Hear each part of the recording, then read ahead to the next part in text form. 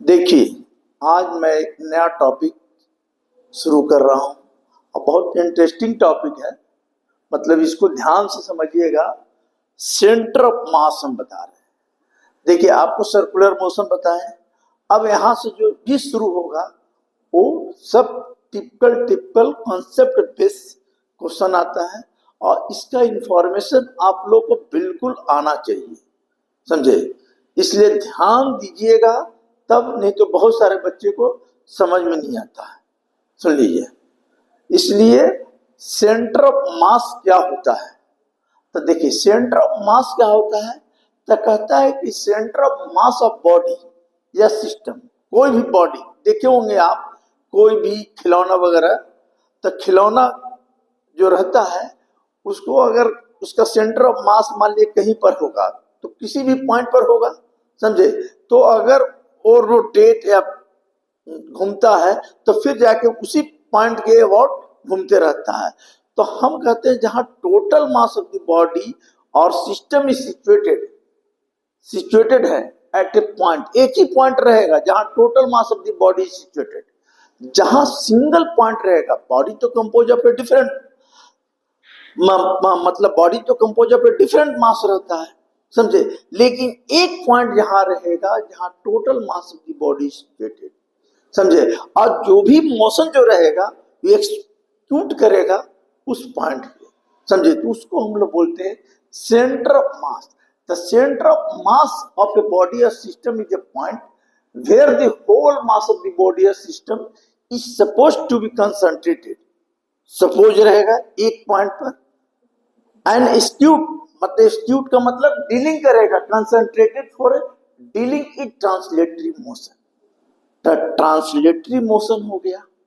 तो देखिए, अगर कोई बॉडी है तो देखिए दो तरह का बॉडी होगा। एक क्या होगा कि कंटिन्यूअस बॉडी होगा, मतलब कंटिन्यूअस बॉडी होगा, उसमें डिस्ट्रीब्यूशन ऑफ मास जो होगा, वो डिस्ट्रीब्यूशन ऑफ मास जो होगा वो कंटिन्यूअस रहेगा।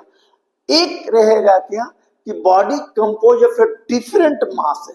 मान लीजिए बॉडी है, देखिए ये बॉडी है, ठीक है, ये कंटिन्यूअस बॉडी है, ठीक है।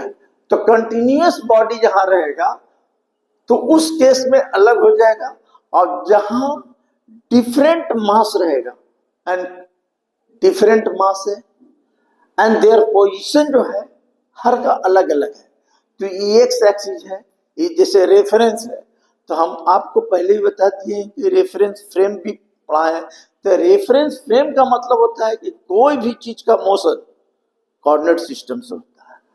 तो अभी एक्स एक्सिस है, ये वाई एक्सिस है, ये जेड एक्सिस है, ठीक है। एम मास है तो उसके पोजीशन जो है r1 है, m2 है तो ये r2 होगा, m3 है तो r3 होगा, m4 जितना मास होगा। तो उस केस में हमारा सेंटर ऑफ मास क्या होगा। तो देखिए, हम लोग सेंटर ऑफ मास जहां रहता है, तो अभी देखिए पहले अभी हम ए वाला बता देते हैं, तो इसको कंटिन्यूअस वाला बताते हैं, समझे। तो देखिए इसमें क्या होगा, सेंटर ऑफ मास मान लीजिए कि m1 है, m1 है तो r1 होगा, m2 है तो r2 होगा, डॉट डॉट मान लीजिए mn तो r1 होगा, ये हो गया। और क्या होता है, ए हो गया total mass m1 m2 dot dot mn तक कर दो।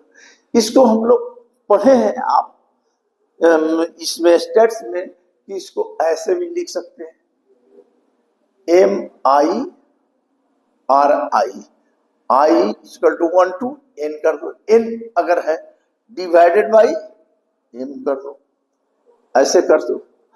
तो सेंटर ऑफ मास निकालने के लिए क्या हो गया, दी मोमेंट, एक तरह का मोमेंट, मतलब मास इनटू डिस्टेंस है, ठीक है।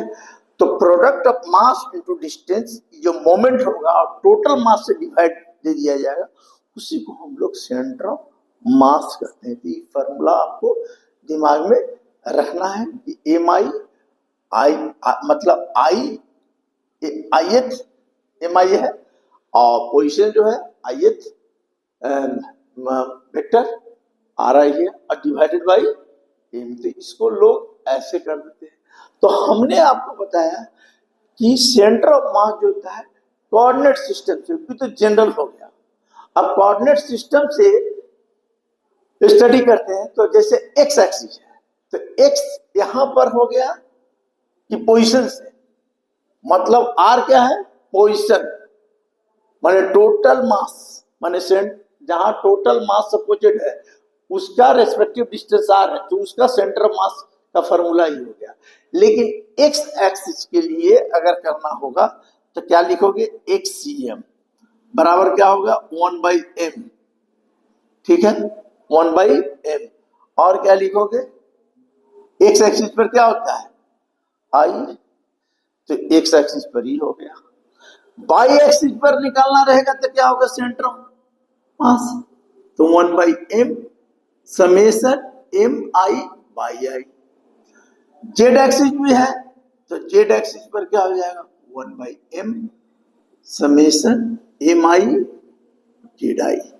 ये हो गया फॉर्मूला आपका। तो किसी भी चीज की, कोई भी किसी भी चीज का सेंटर ऑफ मास निकालना है तो अबाउट कोऑर्डिनेट एक्सिस। तो कोऑर्डिनेट एक्सिस क्या है भाई, तो कोऑर्डिनेट एक्सिस अगर देखिए मास है, अगर डिस्क्रीट फॉर्म में है, यहाँ यहाँ इसका पोजीशन अलग है, तो एक्स एक्सिस पर हम निकाल लिया 1/m जहां टोटल मास हो गया एम आई एक्स आई। वाई एक्सिस पर इसी ढंग से, जेड एक्सिस पर ए। और ए क्या है, इसको लिखने के लिए वही चीज को हम ऐसे भी लिख सकते हैं, जैसे देखिए ये हो गया आर सी एम बराबर, यही चीज आ गया। इसको कर दे सकते हैं क्या, 1/m 1/m m i r आई, छोटा ये चीज हो गया। तो ये हो गया centre of mass. Centre of mass का मतलब कोई भी पूछा जहां total mass of the body or system is suppose to be concentrated dealing the translatory motion. अब ट्रांसलेटरी मोशन का मतलब हो गया आपको, ट्रांसलेटरी मोशन किसको कहते हैं, तो आप जानते हैं कि x axis y axis coordinate जो रहेगा ई। अब रही सवाल कि देखिए अब यहां पर होता है क्या कि ये चीज समझ में आ गया आपको कि कोऑर्डिनेट मास अगर डिस्ट्रीब्यूटेड है एंड देयर रेस्पेक्टिव डिस्टेंस अलग अलग है, तो इस केस में हम सेंटर मास ऐसे निकालते हैं। अब रही सवाल कि सपोज करो कि बॉडी टू बी कंटिन्यूअस है, तो कंटिन्यूअस डिस्ट्रीब्यूशन ऑफ मास रहेगा, तो उस केस में क्या हम बताएं, तो देखिए उस केस में अलग हो जाता है। तो देखिए उसमें क्या होता है कि समेशन याद रखिएगा, summation is replace by integration. Summation और इंटीग्रेशन, समेशन का मतलब जोड़, जैसे जैसे इसका मोमेंट इसका मोमेंट इसका मोमेंट जोड़ दिया। इंटीग्रेशन का मतलब हो गया नीचे से लेकर ऊपर तक, तो इसमें हम रिप्लेस कर देते हैं समेशन को इंटीग्रेशन से। तो देखिए क्या होता है इस केस में, अभी देखिए इस केस में क्या होगा कि इसमें क्या होगा, तो be consider the elemental mass and their respective distance. Elemental mass हम कंसीडर करते हैं। जैसे देखिए इस केस में क्या होता है, ये सब दिमाग में बैठाइए, समझाइए। देखिए बॉडी है compose of a different, continuous है, ये एक्स एक्सिस है, ये वाई एक्सिस है, ये जेड एक्सिस है। अभी क्या था, डिस्क्रीट मास था एंड देयर रिस्पेक्टिव डिस्टेंस था, इसमें ऐसा कुछ नहीं है। तो ऐसे कंटिन्यूअस बॉडी है तो बी टेक एन एलिमेंट, यहां पर एक एलिमेंट ले लो, इस एलिमेंट का नाम दे दिया, मान ली टोटल मास m है तो इसका एलिमेंट हो गया dm, और दूरी जो हो गया r। इस केस में हम जो निकालेंगे याद रखिएगा, ये मान लीजिए r है, ठीक है। तो इस केस में अभी हमने आपको क्या बताया था, r सेंटर ऑफ मास बराबर 1/m mi ri। अगर x रहेगा तो क्या करेंगे, 1/m सिग्मा एक साइड बाई एक्सिस जेड, क्योंकि इसमें इस केस में जब रहेगा, सुन लीजिए, continuous distribution of the mass, तो बी टेक एन एलिमेंट लेंगे। इस केस में तो समेशन ऑफ जो समेशन है can be replace by the integration. अब क्या हो जाएगा, मान लीजिए कि आर सी एम, तो क्या करोगे 1/m, यहां पर समेशन की जगह इंटीग्रेशन, और क्या लिखोगे, बोलो x dm, माने आर डीएम, आर लिया है, अब x cm वाला रहेगा तो क्या करेंगे 1/m x dm, ये फॉर्मूला बाई, इसका भी 3 कोऑर्डिनेट एक्सिस है ना, तो 3, तो क्या हो जाएगा 1/m बाई dm, और जेड cm बराबर क्या हो जाएगा 1/m जेड dm। अब रही सवाल कि ए फार्मूला हम किसके लिए बोले हैं, ए बोले हैं आपको continuous distributions of mass, A continuous distribution of mass रहेगा, ए डिस्क्रीट मतलब डिस्क्रीट मास है एंड देयर रिस्पेक्टिव डिस्टेंस अलग है।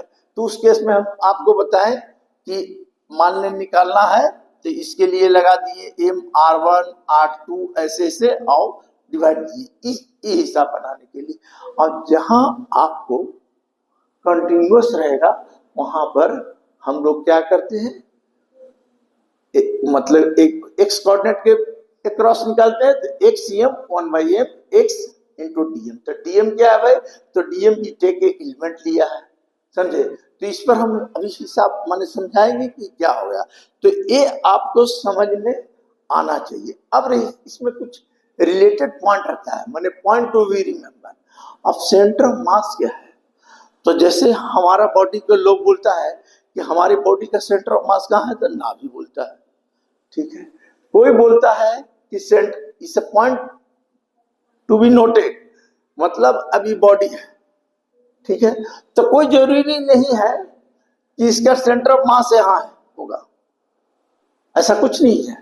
मतलब इसका जो सेंटर ऑफ मास जो होगा ये हो सकता है कि बाहर में दे, अंदर में भी दे, तो centre of mass depends on the shape and size, माने shape and size and the location पर निर्भर करेगा, उसका किस ढंग का लोकेशन है, तो हर चीज का मतलब अलग होगा, समझे। क्या बोले हम, सेंटर ऑफ मास को जरूरी नहीं है कि सेंटर पर ही हो, ऐसा नहीं है, वो अंदर में भी हो सकता है और बाहर में भी हो सकता है। अब जैसा रहेगा it is a depends on shape.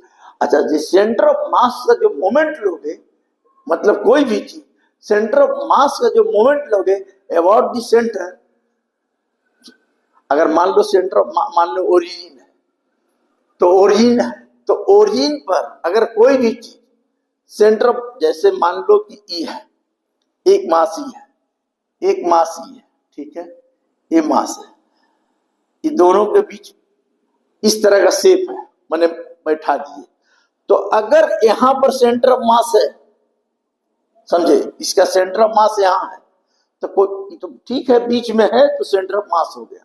लेकिन ऐसा नहीं है कि सेंटर ऑफ मास यहीं पर हो सकता है, अगर मान लो कि यहां पर भी दे सकता है तो सेंटर ऑफ मास यहां दे दिया, इसका मतलब हो गया कि यहां पर दे दिया तो सेंटर ऑफ मास क्या है कि कहीं पर भी हो सकता है, it is depends on the motion और शेप ऑफ बॉडी। अगर सेंटर ऑफ मास, सुन लीजिए, अगर इसका ये ओरिजिन है, मान लो ये ओरिजिन है, अभी इसका ओरिजिन है, और ओरिजिन पर अगर किसी भी चीज का सेंटर ऑफ मास, माने origin is the coordinate system, अगर ओरिजिन, देखिए इस दिमाग में रखिएगा, origin is the coordinate system, और ओरिजिन इसका कोऑर्डिनेट सिस्टम है, और ओरिजिन जो है is a centre of mass, origin the coordinate system is the centre of mass, centre of मास, यही सेंटर ऑफ मास है। तो क्या हो जाएगा, origin is the coordinate system, the centre of मास है, तो क्या हो जाएगा, r centre of mass origin के अबाउट 0 हो जाएगा। ठीक, क्या हो जाएगा, 0। याद रखिएगा, origin is the coordinate system, is the centre of mass is 0। ये सब 0 हो गया, तो 0 हो जाएगा। तो आप बताइए कि अगर ऐसे हम लोग लिख दें r c m 1/m m i r i, ये 0 हो गया तो यहाँ मल्टीप्लाई हो जाएगा तो 0 हो जाएगा, तो एम आई आर आई क्या हो जाएगा, 0 हो जाएगा। समझिए, तो एक चीज माने ये सब point to be noted. Centre of मास में कोई भी कह देगा कि सेंटर ऑफ मास कहाँ है, तो सीधे बता दीजिए कि सेंटर ऑफ मास मतलब whole of the body situated, और सिस्टम, ये होल ऑफ बॉडी हो या सिस्टम हो, suppose to be concentrated at point and which eschewed the dealing with motions of translatory motion। अब कोऑर्डिनेट सिस्टम से related है भाई, तो उस केस में आप जब अगर डिस्क्रीट पार्टिकल है, मतलब यहाँ वहां फैला हुआ है रेस्पेक्टिव डिस्टेंस, तो उस केस में वो फॉर्मूला लगाइएगा। और जब कंटिन्यूअस बॉडी होगा, जैसे भी रॉड का निकालेंगे, सर्कुलर वायर का निकालेंगे, डिस्क का निकालेंगे, समझे, तो सबका सेंटर ऑफ मास अलग अलग होता है। इसमें पॉइंट टू बी नोटेड यह है कि सेंटर ऑफ मास जो होता है, इसमें ध्यान लगाने का कि ऐसा नहीं है कि सेंटर ऑफ मास जो है सेंटर पर ही सिचुएटेड हो, वो मे बी इनसाइड भी होगा, आउटसाइड भी हो सकता है। समझे, कभी कभी खिलौना देखे होंगे कि हिला दिए और जाके फिर भी उसी ढंग का, तो उसका टोटल सेंटर ऑफ मास जो है ना, मास मतलब सेंटर पर दिया हुआ है। तो ये सब चीज आप ध्यान रखिए, क्योंकि इसमें आपको ये सब ध्यान रखना। और हम क्या बताए हैं कि समेशन जो रहेगा, जो समेशन रहेगा of moment of mass of system can be माने should be replace by integration. Integration से क्यों होगा कि इस केस में हम लोग क्या करते हैं, समेशन करते हैं। तो समेशन का मतलब क्या होता है, जैसे मेरा बॉडी है, तो बॉडी का मास पूरे हर जगह है, उसका डिस्टेंस अलग अलग दूरी पर है, कहीं से भी करोगे, एक्स एक्सिस या वाई एक्सिस पर। लेकिन जो मेरा total mass of the body है, मान लो नाभि में है, सेंटर पर है, समझे, तो सेंटर पर है, तो हम तो टोटल मास जहां सिचुएटेड रहेगा वो हो जाएगा आपका सेंटर ऑफ मास। समझे, तो हर बॉडी का अलग अलग होता है। अच्छा, उसमें किसमें आप इंटीग्रेशन लगाएंगे, तो हम बोले कंटिन्यूअस बॉडी में आता है। कभी कभी what is differences between centre of mass and centre of gravity, दोनों में क्या अंतर है, बहुत पूछ देता है कि what is centre of mass and centre of gravity.